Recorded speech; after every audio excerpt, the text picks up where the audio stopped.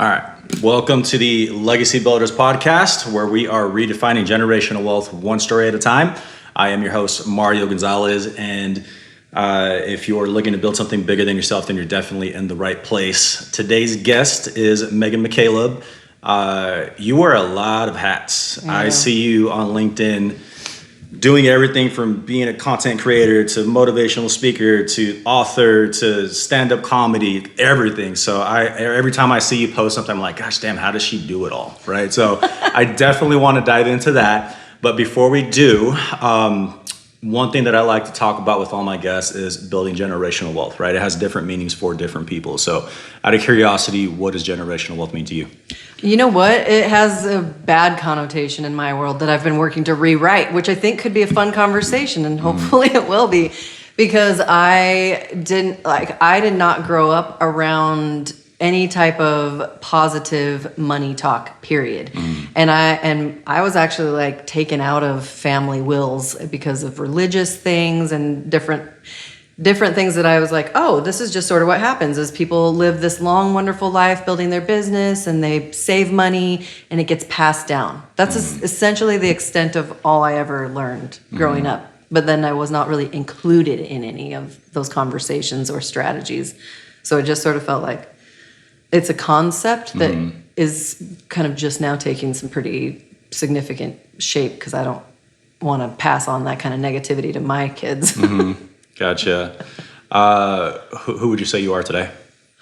Ooh, just generally? Yeah. Oh man. Who am I today? Which version of you describes Megan to the world? I feel like who I am today is the Megan I need to be to have the future that I can see in my head. Okay. I feel like I kind of am always like looking ahead and reverse engineering so I can show up today as the very highest elevated version of that. So it almost feels delusional. Yeah. But in like a really positive way, because so much of our world is like we define ourselves by things that have happened to us. And I think that the Megan today is like doing the things that I want to do, that I want my legacy to be built around. Yeah. Even though it doesn't look exactly yet. You never know how it's going to look. Yeah. It's like I can kind of see a glimmer and I'm like, if I want that thing I can imagine in my mind, what would I need to be doing today to head that way? So I try to exist as like the 10.0 version of myself, even if I'm not there yet. Yeah.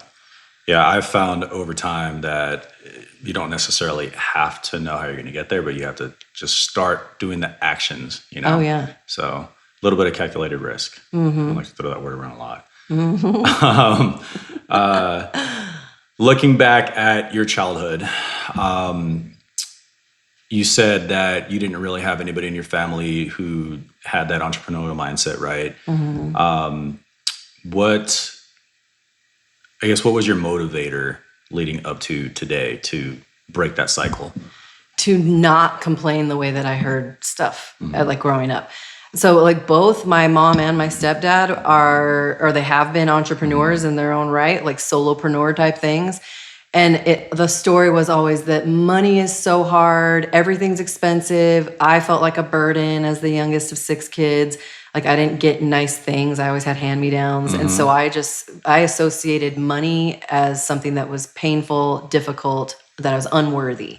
Yeah. So just that as a general scope of like, I just assumed I would always have to just do everything myself. And I did start working as a kid. I worked for my stepdad as he's a contractor. Yeah. I started laying tile when I was 9 with him in order to like earn my keep. So I don't know if that necessarily answers the question other than like, when I look back to myself as like the child Megan, it's surrounded by a lot of worth. And then that definitely bleeds into how we even charge clients or how we build a business around it if we don't feel like we are worthy to begin with. Yeah. I don't know. I think because I grew up wearing yard sale clothes, like hand-me-downs, like the whole nine. And seeing how hard my parents struggled to make ends meet. And then eventually they worked hard enough and climbed their way out of it. And so they're doing good now. Yeah. But it's always a journey. But then I saw that, I had relatives that were side hustlers and had side businesses. So it was a little different for me. At least I got to kind of see that aspect in there.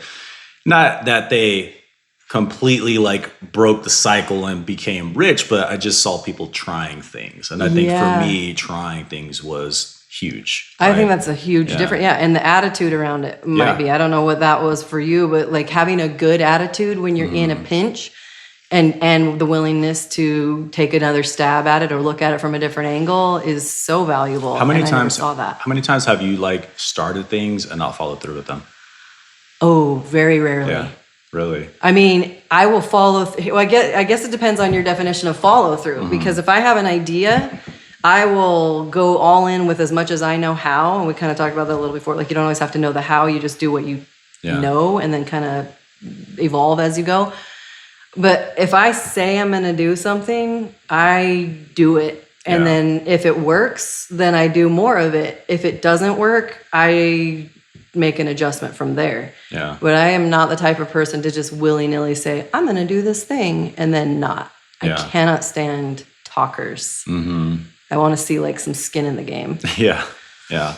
I think that's where I got stuck quite a bit is like one time I wanted to be a personal trainer. So I read through half the book and I was like, this is boring. I don't want to do it anymore. Or like, and then I listened to lots of podcasts like the Alex Hormozis. They're like, at least you tried it. A lot of people wouldn't even try stuff, right? Or I wanted to be an architect, or I wanted to be a rapper, or like all these different things. So I don't know. I feel like it does build us. It builds a skill set. It builds that resilience. Like, okay, at least I'm trying stuff, right?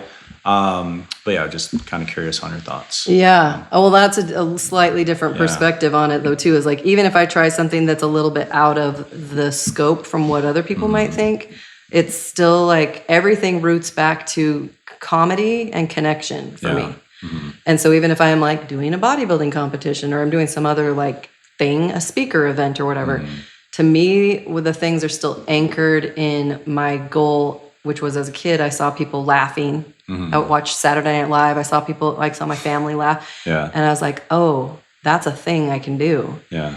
And so even in my own mind, like I guess probably technically if I were to look back over my lifespan, there's probably stuff I started, like I didn't finish college.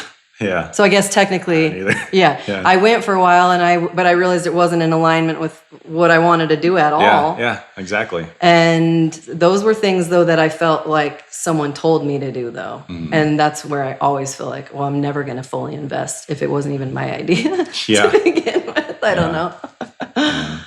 What was the hardest part about rebuilding? And you're still rebuilding, right? We're all rebuilding. Gosh, like I said, I'd gone through a divorce 2 years ago and trying to navigate the life after being with somebody for so long, kids on top of that, and then going into your own journey of like finding out who I am. Like what's been the hardest part so far, and what are roadblocks that you're kind of still facing?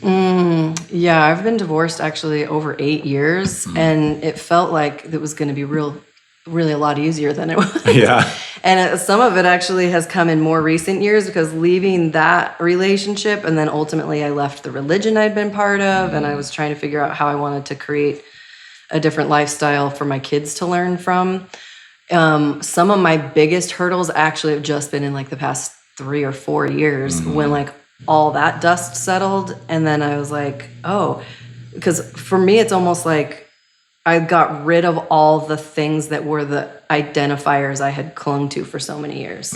And so like who I am was always there. It was just sort of lost under the expectations of different relationship dynamics and religious things and whatever. Yeah. And so, I think it was coming back to like the realization that I already was who I wanted to be, but now it's like, how do I put some momentum behind it and not, I don't even know. Like there was a lot of shame around it, a lot of guilt too that because I've been doing comedy for a really long time. Yeah.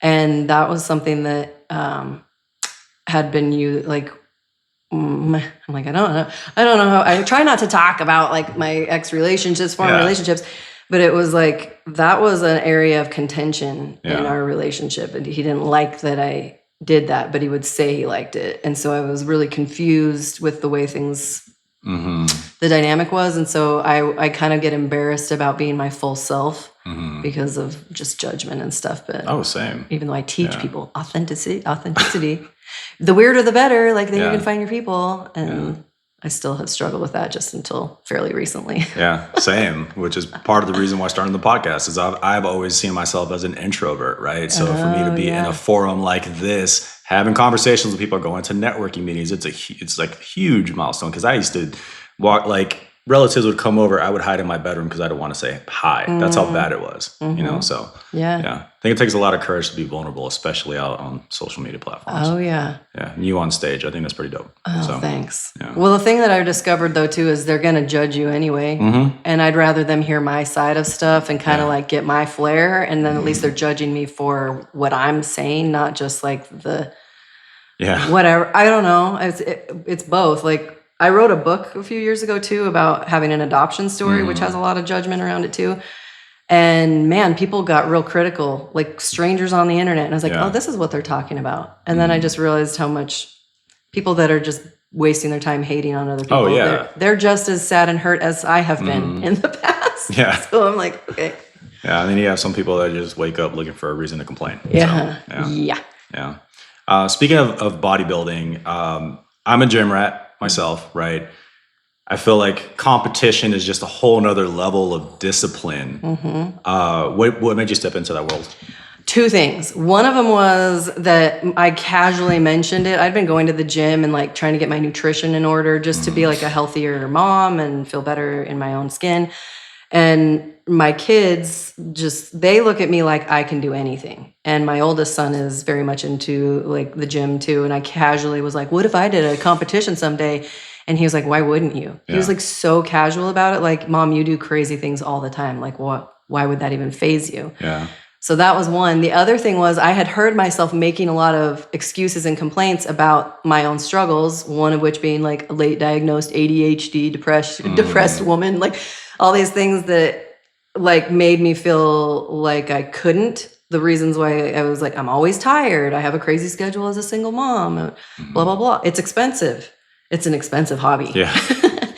And so then I started looking at all those excuses, and then I was like, oh, this is actually why I need to do it. And having that kind of regimented schedule and someone telling me what to eat and learning all that has done like wonders for my mental health. And I'm actually medication free now. Like I don't have to be on antidepressants anymore. And that was my next question: is how does it shape your confidence and your identity? It's been so awesome. And I think part of it is too that because it's such a specific schedule, like even sleeping, when people feel guilt and shame about resting, that became a huge priority. And when I am well rested, that makes everything better. Are you able to shut your brain off at bedtime? I am now. Yeah. That's been years in the process because of either my demons coming alive at night or just busy mind because I'm like, what do I need to do? Yeah.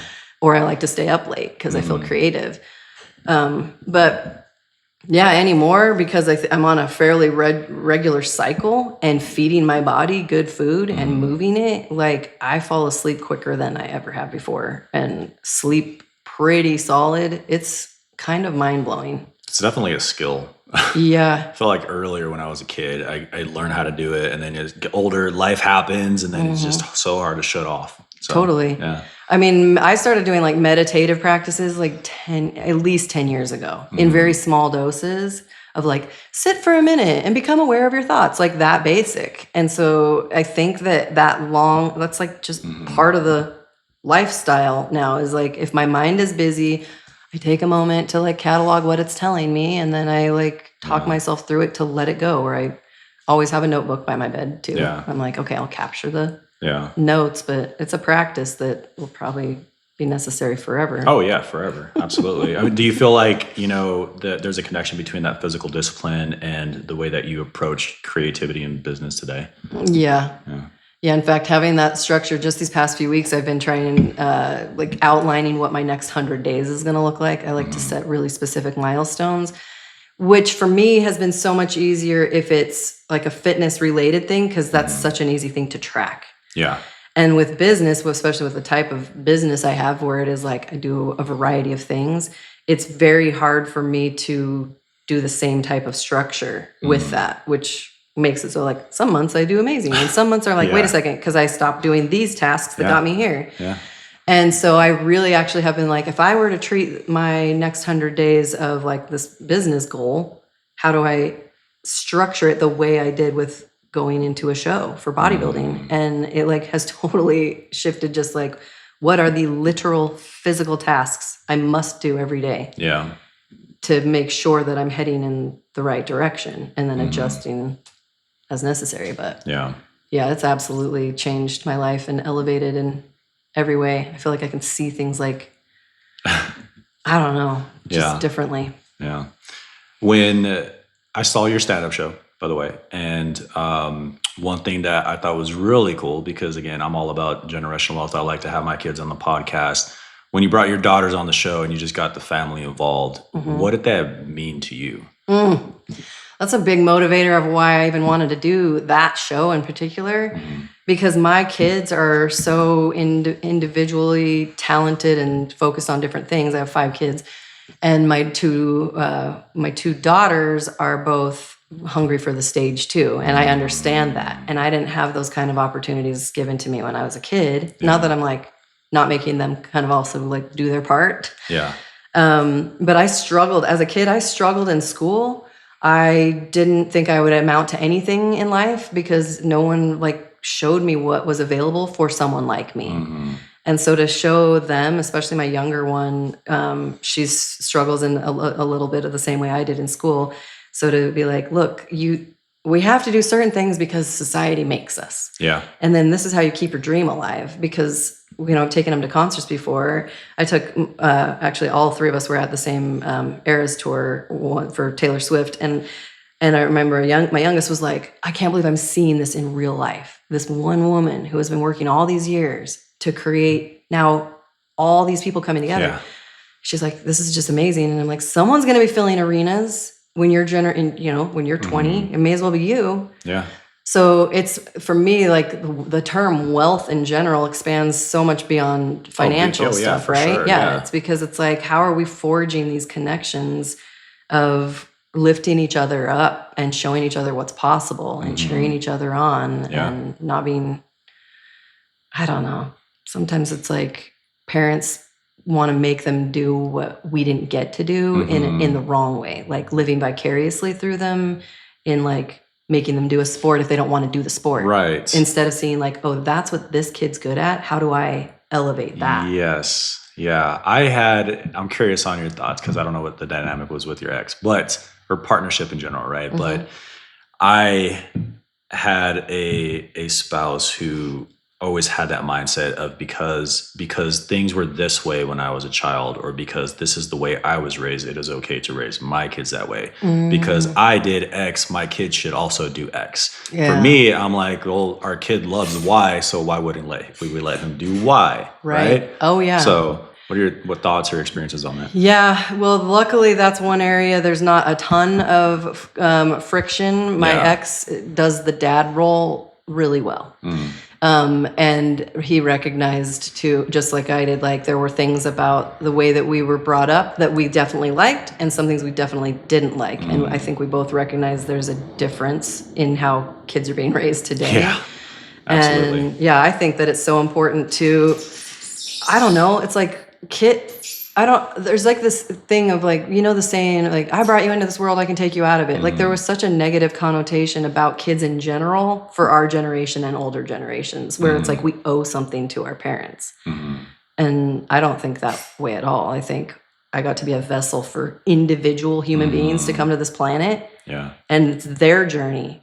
Just like, I love to talk to adults about it. Like anytime they did something where they knew they were in trouble, or they made a bad choice and they were like, oh my gosh, I can't tell my mom, or I'm going to get my butt kicked or whatever. Like, I want to go exactly opposite of that. I want them to know that they're going to make decisions and there may be consequences, but I'm not the one to, like, that's their journey. Like, how do I help that become a learning moment? Yeah. How intentional are you about passing down that confidence or that voice or that opportunity to your kids? That's probably my top. Yeah. I think it's probably my top priority. Yeah. If I don't do anything else well in this life, being a good mom to help them be empowered as the individuals they are is 100% like what keeps me going, no matter what other crap is going on in the world around me. Okay. When you look 5 to 10 years from now in your journey, right? Where do you see yourself? Where do you want to be? Oh my gosh. That's a long time. Honestly, it's going to be here before we know it. I know. Because that is the exact window I'm like daydreaming about right now in a couple ways, because that's when my youngest will be 18. Is in 10 years. So I feel like things are just now opening up to where that is like where I want to be. I want to be touring more. I want to do big, crazy shows that are, the stand-up and the storytelling. I love doing stuff that's a little tender as well.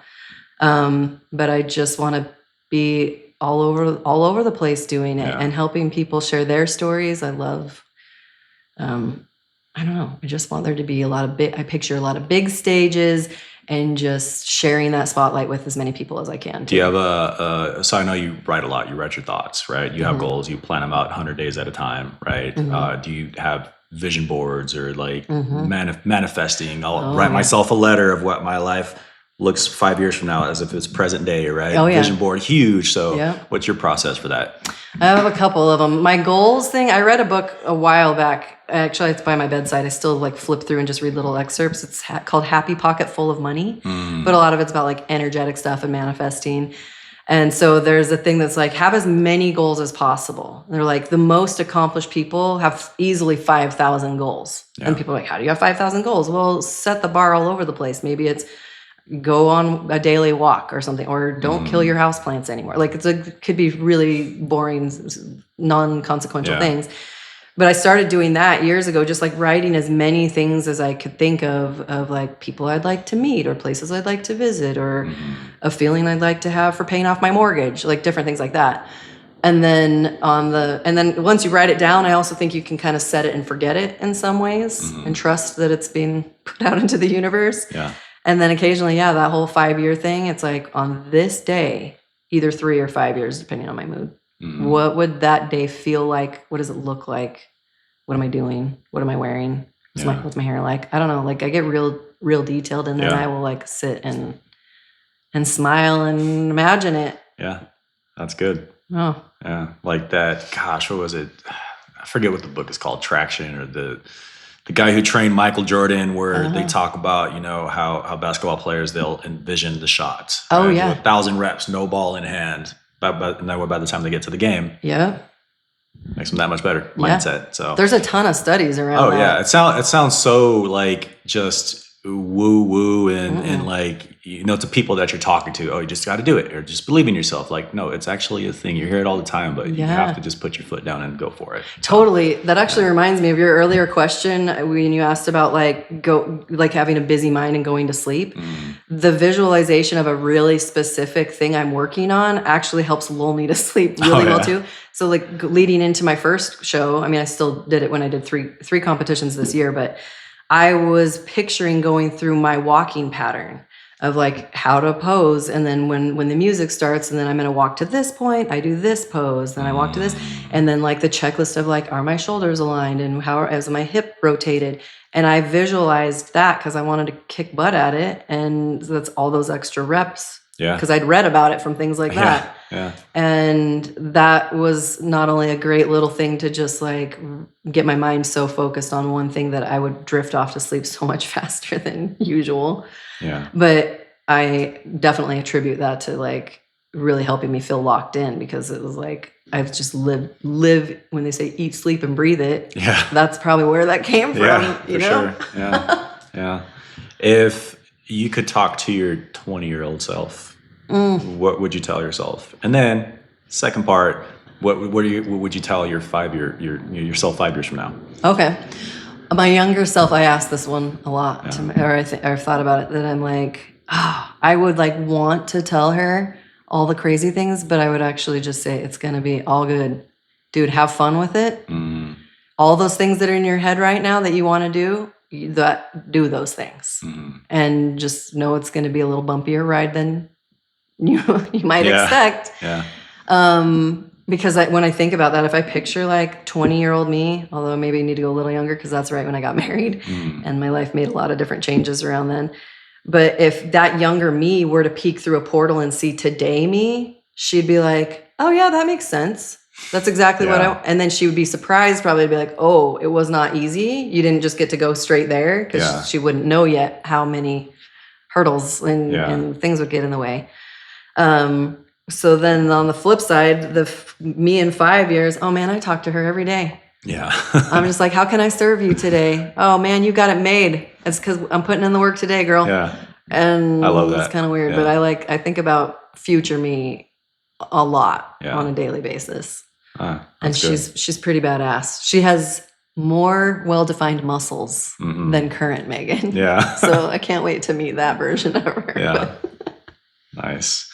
If, as we wrap up here, what's a piece of advice that you would give to, listeners out there? Something that you've obviously learned a lot of life experiences. You do a whole bunch. You wear a bunch of hats. Like, is there a takeaway that you could give somebody who might be listening right now? Yeah. I think the biggest thing is that whatever keeps coming back to you, like a thought that keeps occurring, an idea that keeps popping to mind. Like, I very strongly believe that those seemingly random thoughts or ideas are either the answer to our prayer or someone else's prayer.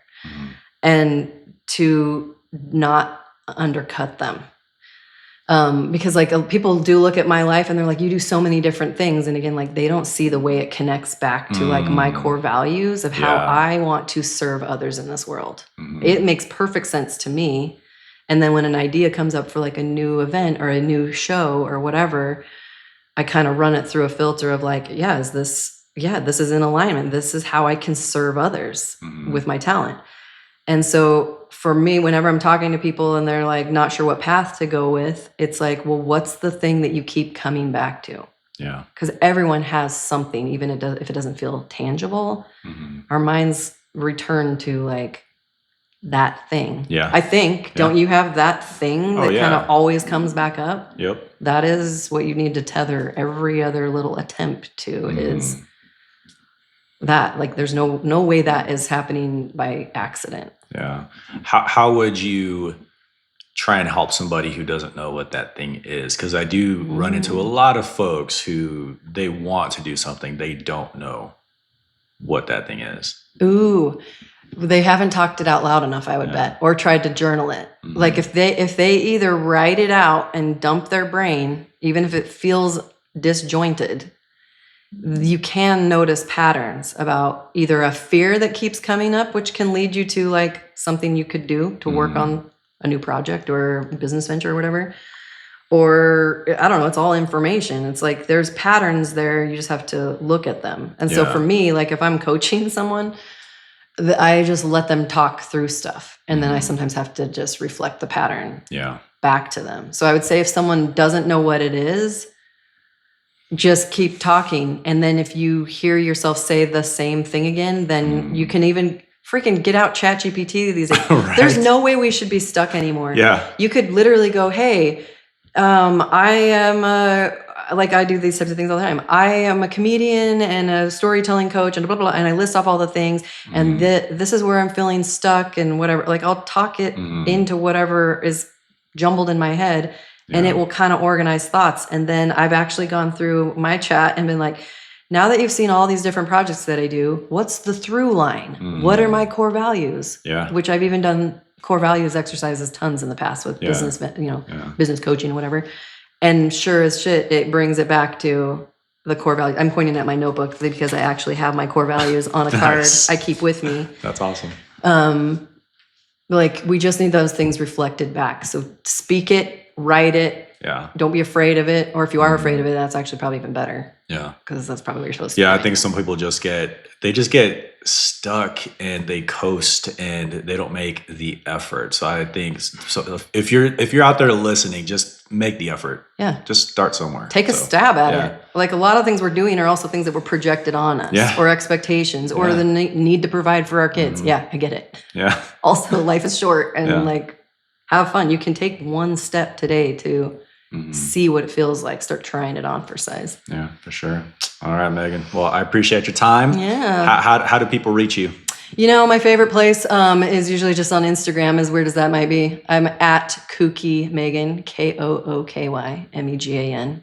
But I'm very easy to find all over the interwebs. Yeah. All right. Awesome. Yeah, we'll have to link up again. I think there's a lot to talk about and unpack. So, all right. Appreciate your time. Thanks. Yeah. All right.